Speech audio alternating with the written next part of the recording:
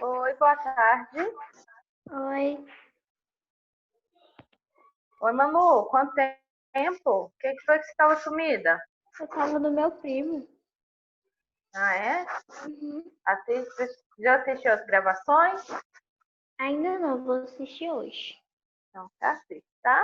Tem tarefinha para fazer também. Aí dá uma assistida lá. E aqui Ó, a tarefa? agora tá certo, né, Alice? Ok. Fez, Manu, a tarefa? Sim, eu só não Ótimo, fiz a 9. Luísa. Ok. Eu Ok. também não fiz a 9. Mariana, ok. Faltou a 9. Luiz, fez, Luiz? Mirella? Fiz. Que Pode página era mesmo, professora? Era 15? Isso, página 15. Hoje nós estamos de tema de neve. Anápolis, o clima é totalmente contrário. Mirella, ok, vi. É bom que a gente dá para divertir um pouquinho, né? Vamos às correções? Deixa eu fazer a chamada rapidinho. Hoje é 16, né? Só um minutinho aqui. Vou fazer a chamada. Luiz, e sua tarefa, Luiz? Alice presente. Ana Laura não conectou ainda. Daniel também não. Professor, só vai abrir o portão que minha mãe já volta, rapidão. Tá, rapidinho então, tá? Manoele presente, Luísa, Luiz, Mariana e Mirella. Deixar aqui que aí vamos ver se os meninos entram. Vamos corrigir então? Vamos lá, deixa eu compartilhar com vocês aqui minha tela.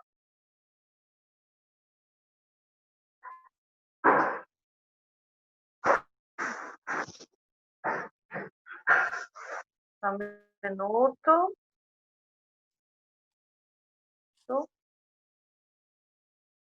Tá quase. Agora carrega para vocês. Espero que carrega, né? Carregou. Apareceu aqui para mim, para vocês apareceu também? Sim? Ótimo. Então vamos lá, deixa eu só centralizar a página, porque ela não está a questão centralizada. Aí. Ótimo. Esclareça o que foi. Voltou, Luiz? Aqui, ó. Eu só não fiz o número 8. Você está aparecendo? Agora eu tô vendo. Tá meio escuro, mas dá pra ver. Uhum. Eu não fiz o Tá, número 8. tá bom. Tá, então vamos à correção, né? Esclareça o que foi o Muro de Berlim. Vocês colocaram. Vocês lembram que a Alemanha ela era dividida em duas partes, a do norte e a do sul, e ela era comandada por duas grandes potências, né? O Muro de Colocaram. Berlim foi Tia, foi dividida em posso falar que duas, eu a coloquei? República Federal da Alemanha, então chamada de Alemanha Ocidental. Qual foi isso?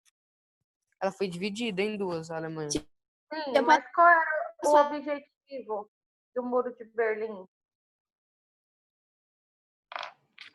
Tá certo, Luiz. Realmente, tinha a ocidental, né? Mas qual era o objetivo de criar o muro? Eu coloquei o objetivo, eu coloquei que era para impedir a passagem dos cidadãos do lado oriental para o ocidental. Isso mesmo, realmente. Luiz, acrescenta isso na sua resposta. Alice, fala a sua. O Muro de Berlim foi a construção de uma barreira de concreto, de um sistema de controle de fronteiras que dividiu a cidade alemã em duas áreas. Uhum, e qual que era o objetivo? Faltou colocar.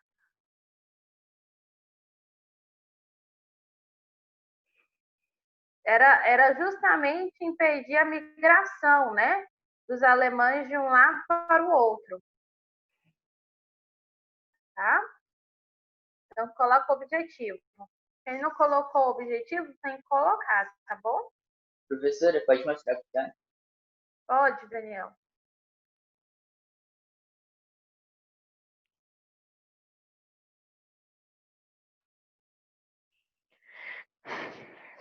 Não é assim, ok. Vi a questão 7 e as outras. Ok. Tá certo? Você não fez a 9? Foi. Tá na não. A sua 7 está certa, Daniel? Você colocou o objetivo do Muro de Berlim também? Aham. Coloquei agora aqui. Por falta assim. Então, tá bom. Então, agora está correto, então, de todos, né? Vou colocar sua presença. Daniel, presente. Faltando só a Ana Laura. Posso ir para a questão 8? Aponte uma consequência interna alemã com a queda do Muro de Berlim. Posso falar, professora? Pode. Foi o Tratado de 2+4, que é a reunificação da Alemanha. Isso mesmo. Foi a consequência, a reunificação da Alemanha nesse tratado de 2+4. Isso mesmo. Tia, posso falar o mesmo? Pode. Contribuiu para acelerar a queda do bloco. Tá travando, Alice. Repete. A internet sua tá travando um pouco. Contribuiu para acelerar a queda do bloco comunista? Sim, também. Porque quando ela reunificou em um só país, foi adotado na Alemanha o capitalismo. Quem não fez foi a Mariana, essa questão, Mariana? Fui eu. Ou Luiz, né? Mas Coloca aí, Luiz. eu coloquei assim, a unificação da Alemanha no processo de 2004. Quê? Eu coloquei assim, a unificação da Alemanha no processo de 2004. Ah, sim. Aí você coloca assim, isso. O país, então, ele se alinhou à ideologia capitalista, porque até então uma parte da Alemanha era capitalista, outra parte da Alemanha era socialista, né? Com essa unificação em um só país, a ideologia ficou única só, capitalista, tá? Questão 9. Aponte aspectos que contribuíram para o processo de desintegração do socialismo europeu. Posso falar, professora? Quem respondeu? Pode. As perdas econômicas e de soldados na guerra do Afeganistão. Só isso? Sim. Não, então a gente vou te falar a minha para ficar mais completa a sua resposta, tá? Tá bom? Quem respondeu essa que gostaria de falar? O meu ficou Tia, mais coloquei- completo do que da Mirella, porque eu coloquei assim, as perdas dos soldados do Afeganistão também. Só que eu não coloquei a da econômica.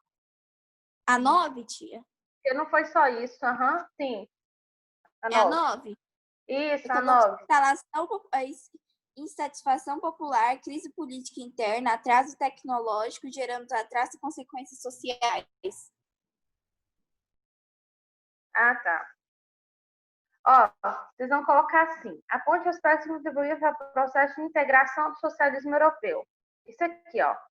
A queda do muro, ó, tem toda a questão do armamento, né, que vocês citaram. Aí vocês acrescentam com isso aqui, ó. Não precisa apagar, não. É só deixar completa a sua, Mirella, e a sua, Luiz, porque não foi só isso, tá? Coloca aqui, ó.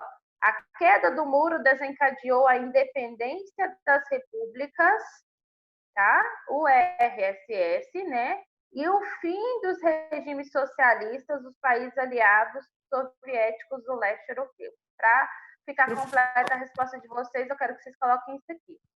Aonde que tá isso para mim já poder copiar? Aqui, onde eu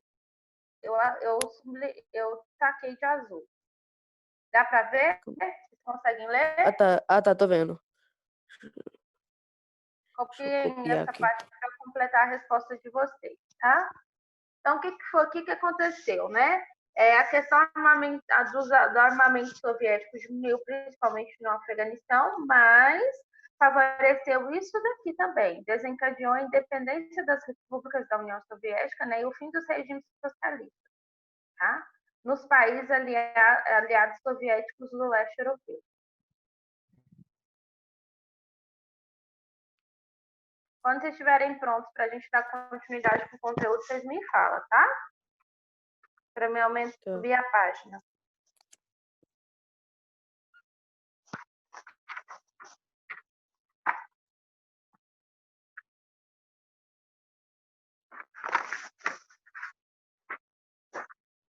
E agora a gente vai entrar no tema da globalização e do poder econômico.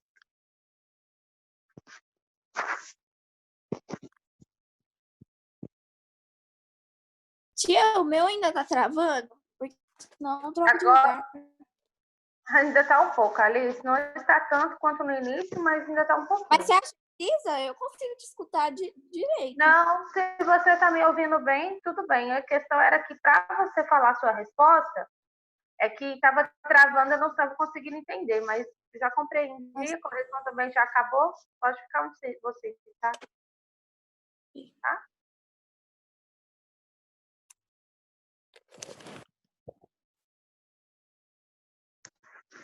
Pronto, Luiz? Daniel? Pronto, terminei. Daniel, Pronto. precisou. Coloquei. Colocou, Manu, Mariana. Tá ótimo. Então vamos lá. Globalização do poder econômico, né? Então, com o fim da União Soviética, né, que era o bloco socialista, ele se consolidou, né, a hegemonia política e econômica do globo capitalista, ou seja, entrou-se então com a queda da União Soviética, que tinha uma visão socialista de economia, consolidou-se então o bloco capitalista, que era representado pelos Estados Unidos e todos os países que eram aliados por ele. Então, os Estados Unidos ele se tornou a principal potência militar mundial, tá?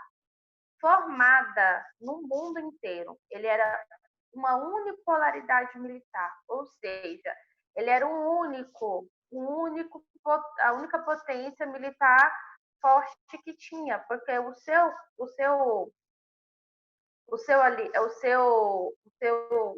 como se diz, o seu inimigo era a União Soviética, né? Era a única potência que tinha armamento militar grande e tão bom quanto dos Estados Unidos. Com a queda do socialismo, Estados Unidos então passa para o topo e passa a comandar tudo. Então, aqui, gente, entra uma nova visão de ordem mundial, ou seja, entra uma nova ordem geopolítica mundial, surge aí o capitalismo, que domina todo o espaço mundialmente falando, tá?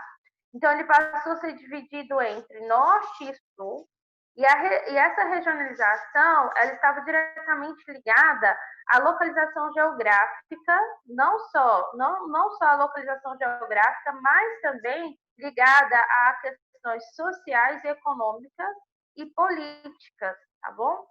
Então, a gente tinha um norte composto por países desenvolvidos e o sul por países subdesenvolvidos e em desenvolvimento. O que quer dizer aqui? Entra aqui, gente, uma divisão mundial. O norte do globo, eu estou falando do mapa mundi, o norte eram os países desenvolvidos, que é até hoje. Se localizou a partir da queda do Muro de Berlim, países desenvolvidos. O sul ficou os países em desenvolvimento e subdesenvolvidos. O que acontece? O mundo até aqui era dividido em duas grandes potências. Todos os países do mundo todo, eles adotavam ou o socialismo com a União Soviética ou o capitalismo com os Estados Unidos. A partir do momento em que o Muro de Berlim foi derrubado e foi feita aquela reunião, né, que reunificou a Alemanha, os Estados Unidos foi para o topo e o socialismo teve uma queda com a União Soviética. A União Soviética teve uma queda com o seu socialismo. Nisso, então, o capitalismo tomou de conta e todos os países, praticamente todos, se aliaram aos Estados Unidos na nova ordem mundial. E a nova ordem mundial, economicamente falando, é o capitalismo, tá? E aí o mundo ficou dividido da seguinte forma. Países do norte são todos os países desenvolvidos, tá? E os países do sul são todos os países em subdesenvolvidos ou em desenvolvimento. E aqui, gente, ó, para a gente entender, é assim que funciona, tá? Essa linha é a linha que mostra a divisão que é feita dos países subdesenvolvidos e em desenvolvimento, separando eles dos países desenvolvidos, que é o norte, tá bom? Ficou claro essa explicação? Dúvidas? Não quero que vocês tenham vergonha quando estiverem com dúvidas. Eu quero que vocês perguntem, tá? Não fiquem com dúvidas, porque se ficar com dúvida, aí o conteúdo não fica bem claro para você, você não compreender. Então, pergunta, tá? Então, quem eram os países, né, desenvolvidos? Eram aqueles com melhor qualidade de vida, mais industrializados e também os mais ricos, tá? Então, a Austrália e a Nova Zelândia, eles estavam geograficamente localizados no hemisfério sul. Mas esses países, eles pertenciam ao norte, porque eles eram ricos e desenvolvidos, tá? Marca isso daí. Meninos, outra coisa legal para se estudar, às vezes, quando eu estou explicando o conteúdo, que eu falo uma coisa que dá um exemplo do conteúdo que está no texto do livro, escreva a lápis o que eu disse, marca a parte e escreva a lápis, porque fica melhor para estudar depois também, tá? Então, nessa perspectiva, alguns países, né, localizados geograficamente no hemisfério norte, fazem parte do grupo do sul, que é aqueles que têm problemas sociais, problemas econômicos graves, como fome endêmica, má distribuição de renda. E aí, gente, entra a China e a Índia. Marca isso daí. São países que geograficamente estão no norte, mas que pertencem ao sul, porque geograficamente estão em desenvolvimento ou subdesenvolvido, tá? Países subdesenvolvidos e países em desenvolvimento é aquele em que a pobreza ela é muito grande, a fome ela é muito grande, por isso fala-se endêmica, afeta boa parte da população. Então, esses países são os desenvolvidos ou em desenvolvimento.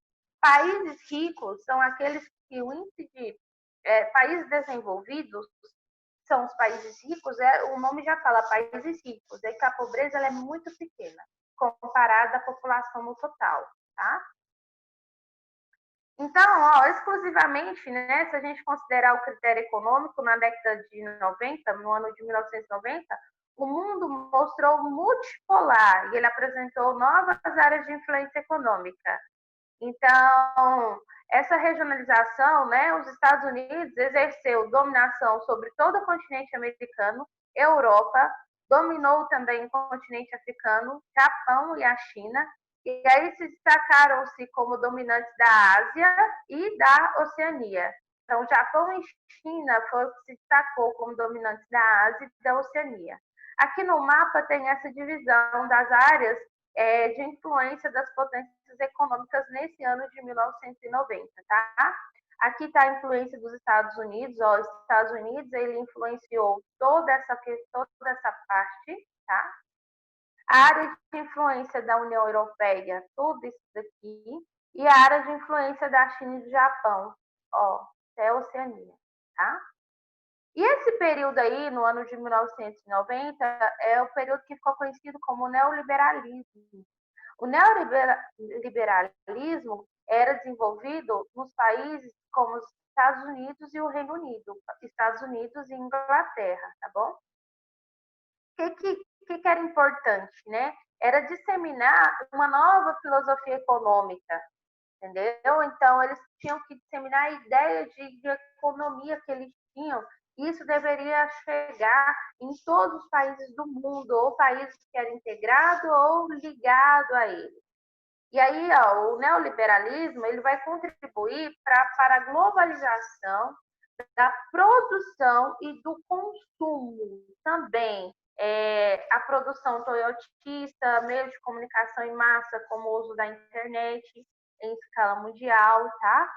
A questão da produção industrial também, tá bom? Tudo isso entra aqui. Facilidade de exportação dos produtos produzidos. E aí, o que é o neoliberalismo? Nada mais é, olha aqui, ó, o conjunto de ideias econômicas capitalistas que defende a política do Estado mínimo na economia em um sistema neoliberal. A liberdade de comércio deve ser total e o governo cabe ocupar apenas os serviços mais essenciais, enquanto as demais devem ser entregues à iniciativa privada. Isso é o neoliberalismo, tá? Ou seja, cabe ao Estado decidir as questões mais simples para o povo e aquilo que é mais complexo, aquilo que é mais rendável, entra-se as empresas para definir, tá bom? Iniciativa privada é isso. A ideia toyotista, vocês sabem que é a produção, são fábricas de automóveis, né? E aí as grandes parceiras é a Toyota e a Ford. São as pioneiras aí nessa produção industrial em grande escala de automóveis, tá bom?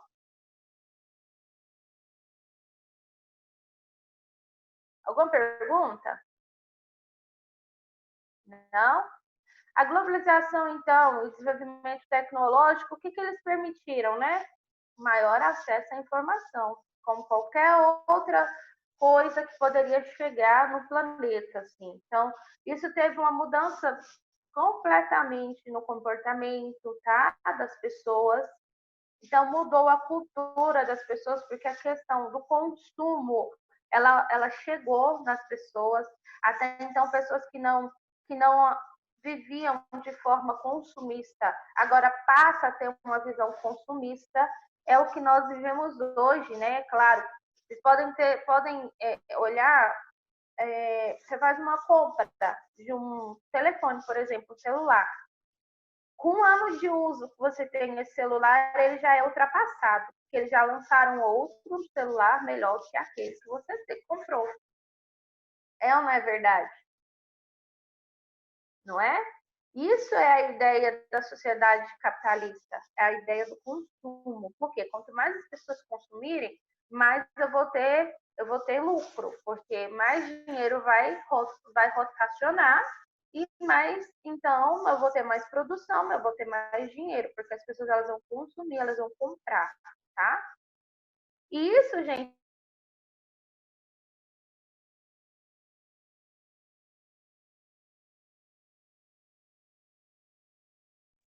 pronto, agora vocês voltaram a me ouvir?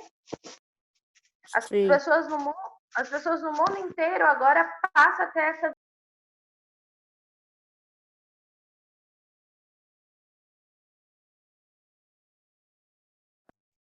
de que elas têm que consumir para estar dentro da nova tendência do mercado, que é as novas tecnologias, que é as novas áreas que vão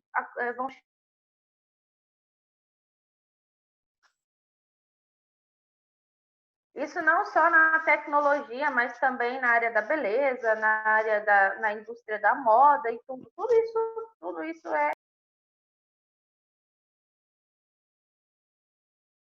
Tá travando pra mim. Agora voltou, né? É porque direto tá travando sua voz e depois volta. Tá. Aí, ó, continuando então, né? Além disso, também houve aumento de intercâmbio, né, de culturas, de valores culturais. Então, essas questões culturais, elas passaram a ser compartilhadas, porque pessoas puderam sair de seus países de origem para ir para outros países, tá bom?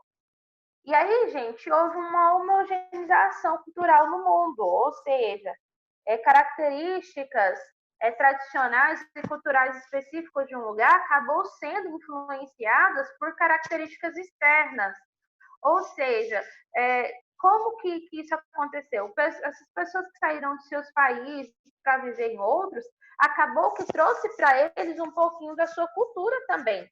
Aí entra aí o que a gente chama de miscigenação. Uma mistura de cultura, uma mistura de costumes, uma mistura de valores. Pessoas que saíram dos seus lugares naturais para morar em outros, acabou então influenciando a cultura desse outro lugar, tá? E aí a gente chama isso tudo, essa mistura de culturas, essa mistura de povos vivendo em um mesmo ambiente, a gente chama de cultura híbrida. Cultura é outra. Cultura híbrida. Cultura híbrida é essa integração de elementos culturais que mantém, então, as características de determinadas culturas com uma nova. Quando eu tenho uma cultura que incorpora numa nova cultura a ela, tá bom? Então, isso é uma cultura híbrida, essa mistura, são esses elementos culturais que se manifestam à medida que uma pessoa ela leva a sua própria cultura para outro lugar, para outro país. Ficou claro isso? Ficou claro isso, oitavo? Compreenderam? Sim? Dúvidas? Se tiver dúvida, ativa esse microfone e pergunta, hein? É igual na sala de aula, pergunta. Às vezes a sua dúvida pode ser do colega. Isso para falar um pouquinho sobre isso, né? Sobre essa nova globalização, esse mundo globalizado, tem essa atividade aqui, ó, às 18 e 19. Marquem aí para vocês fazerem para casa. Página 19? 18 e 19. Tá. Tá? 18 e 19, marca aí para vocês fazerem para casa. Deixa eu só dar uma olhadinha aqui, ver se dá tempo de eu falar dessa parte da globalização das empresas, para a gente concluir, que eu acho que vai dar. Eu consigo falar em 10 minutinhos. Vamos lá. Aqui, então, já que a gente entendeu esse conceito de globalização, que foi a autonomia do capitalismo no mundo inteiro, com o domínio dos Estados Unidos por uma grande potência, nós vamos entrar na globalização em empresas transnacionais. Quer dizer isso, né? Multinacionais são o quê? Vamos entender por aí. Multinacionais são aquelas empresas, né, com sede em um país e com filiais espalhadas em outros países ou em outros territórios. Então, ou seja, eu tenho uma matriz, tá? E aí eu tenho, a partir dessa matriz, eu tenho outras lojas espalhadas em outras cidades ou em outros países. Isso é uma multinacional, tá? As transnacionais são o quê? São aquelas empresas com sede em um país e com filiais espalhados no mundo inteiro. Então, todos os países do mundo eu tenho uma filial. Isso é uma transnacional, tá? Ficou claro? Ficou claro? Diferença de um e outro? E aí, gente, a transnacional, ela tem um objetivo, ela tem um foco. Ela vai produzir coisas que são de interesse da filial, das pessoas que residem onde ela tem uma filial. Então, ela vai voltar a concentração dela em produzir de forma que atinja os interesses dos consumidores no país onde ela está, tá? E aí, gente, como a globalização mudou o comportamento das empresas, né, na escala mundial, as pessoas, então, começaram a ampliar o mercado consumidor. Então, elas estenderam a produção para diversos países ao mesmo tempo. Então, as grandes empresas mundiais surgiram, então, com as multinacionais, né? Nos Estados Unidos, por exemplo, nos Estados Unidos, na passagem do século XIX para os séculos XX, transformou-se, então, as empresas em transnacionais, marca isso aí, com a globalização. Por que isso aconteceu? Essa mudança, ela veio com a expansão, né, da produção e a nova regulamentação do comércio mundial. Então, a importância dos meios de transporte e comunicações, eles eram mais rápidos e mais eficientes com o uso da internet, tá bom? Então, teve essa mudança aí de visão. E aí, atualmente, a maior parte das empresas transnacionais, elas continuam com as suas sedes nos seus países mais industrializados e desenvolvidos, aonde eles vão investir em pesquisa, como produzir novos produtos, tá? E nesses países, a produção da alta tecnologia e desenvolvimento de novos produtos conta com a mão de obra especializada. Para quê? Para atender o mercado consumidor com maior poder aquisitivo. Já nos países menos desenvolvidos, a produção tecnológica ela tem que ser menos avançada e a mão de obra ela é menos qualificada, com o mercado consumidor e com menor poder de compra. Por exemplo, isso acontece na nossa cidade, Anápolis. Anápolis ela tem muito essa questão, esse mercado aqui, ó, transnacional. Tem empresas, elas vêm de fora para cá e aqui elas abrem ali o DAIA, ele é um polo industrial, porque é onde essas empresas vieram se instalaram. Aqui em Anápolis, a produção de obra ela não é tão qualificada. A mão de obra, ela não é tão qualificada. Porque o mercado aqui, ele não é tão exigente. Já a filial, de onde essas empresas saíram, precisa de uma mão de obra qualificada, porque eles vão trabalhar com recursos para produzir algo de alta tecnologia para revenda, tá? Essa é a diferença. Aqui a gente tem um esqueminha, né, que mostra e compara esses níveis de desenvolvimento tecnológico nos países desenvolvidos e nos países subdesenvolvidos. Então, vamos lá. Vamos começar pelos desenvolvidos. Ó, nós temos aqui um nível tecnológico elevado, depois a gente tem exportação de produtos altamente valorizados e maior captação de recursos financeiros. Eu tenho um rendimento maior. Grandes investimentos em pesquisa em ciência e tecnologia, porque se eu não tiver uma pesquisa de ciência e tecnologia, eu não vou produzir produtos de alta valorização. E, por fim, eu tenho desenvolvimento de novas tecnologias. Nos países subdesenvolvidos, como é o caso do nosso país, a gente tem um nível tecnológico reduzido, tá? Eu tenho uma exportação de produtos menos valorizados, eu tenho uma menor captação de recursos financeiros, baixo investimento em pesquisa, ciência e tecnologia. O Brasil ele tem um ápice para ter uma área de alta pesquisa de ciência e tecnologia, mas por ser subdesenvolvido nele é baixo. E, por último, tem uma incapacidade de gerar novas tecnologias.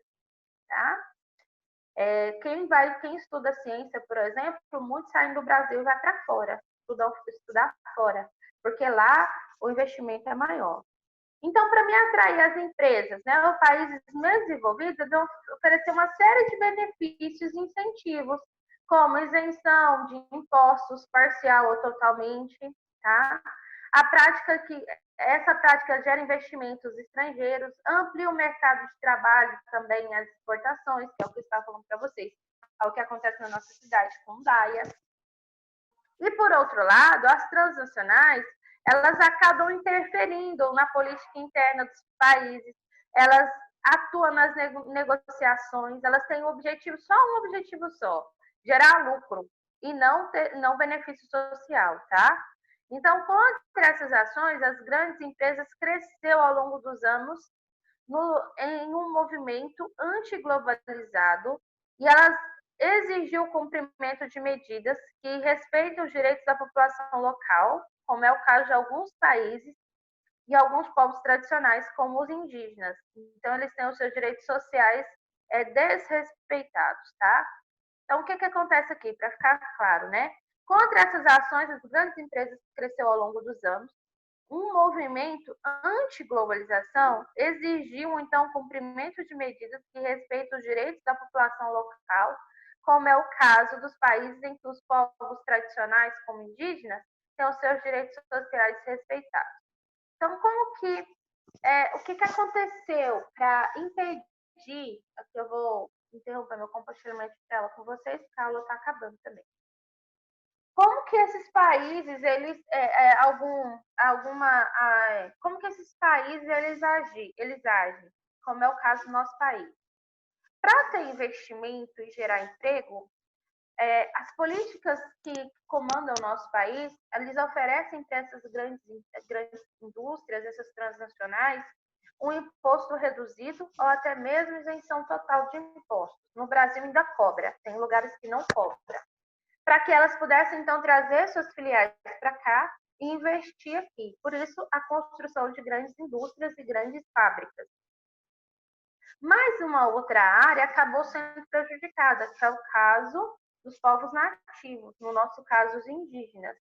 Então, a gente tem aí uma série de conflitos. Por exemplo, os indígenas hoje eles lutam para preservar os seus direitos e as suas terras. E aí esse movimento de luta na sociedade capitalista e globalizada que nós vivemos é um projeto chamado de antiglobalização. Tudo que eles querem é o seguinte, que as indústrias não cheguem em suas terras, tirando deles o direito da terra e construindo lá essas potências, essas grandes fábricas, atrapalhando a vida cultural deles na forma mais simples, como a agricultura deles, o modo em que eles levam a vida, entenderam? Então, essa questão, sim? Ficou claro? Quem que ainda está confuso aí com a explicação? Não? Não? O silêncio quer dizer sim ou não? Sim, Sim o quê? entendi. Ah, então tá bom, então. Então, a gente fica por aqui hoje, tá? Amanhã a gente tem a sondagem, não se esqueçam. Não se esqueçam também de não responder o questionário se ainda tiverem dúvidas, por favor, tá? Esclareçam as dúvidas primeiro, não mandem questionário para mim com dúvidas. Não tenham vergonha de perguntar, até porque você vai perguntar pelo WhatsApp mesmo. Eu vou responder só para você, tá? Não tenham vergonha, mas não, por favor, não tirem menos que 60% nessa sondagem. Pelo amor de Deus, vamos manter de 60% para cima. Combinado? Vocês são capazes, dá uma lidinha no conteúdo, tudo, tá? Eu vou fazer essa sondagem um pouco maior, porque eu vou acrescentar umas questões novas, mas também vou retirar questões das outras 3 sondagens que a gente fez, tá bom? Então, assim, mais uma revisão de tudo que a gente viu, essa sondagem. Lembre-se que eu sempre vou fazer isso. A cada 3 sondagens que a gente fez, a quarta eu vou fazer como uma revisão geral do conteúdo visto, para me ver como que vocês estão, tá? Qualquer dúvida, me chamem lá. Amanhã, 13h, eu posto a sondagem e vocês têm até segunda-feira para responder. Segunda-feira eu vou fechar a sondagem. Terça-feira eu passo para vocês a porcentagem de cada um na aula, tá bom? Então, boa tarde, tenham um bom descanso, bons estudos. Qualquer coisa é só chamar lá, tá? Tchau, meninos. Com Deus.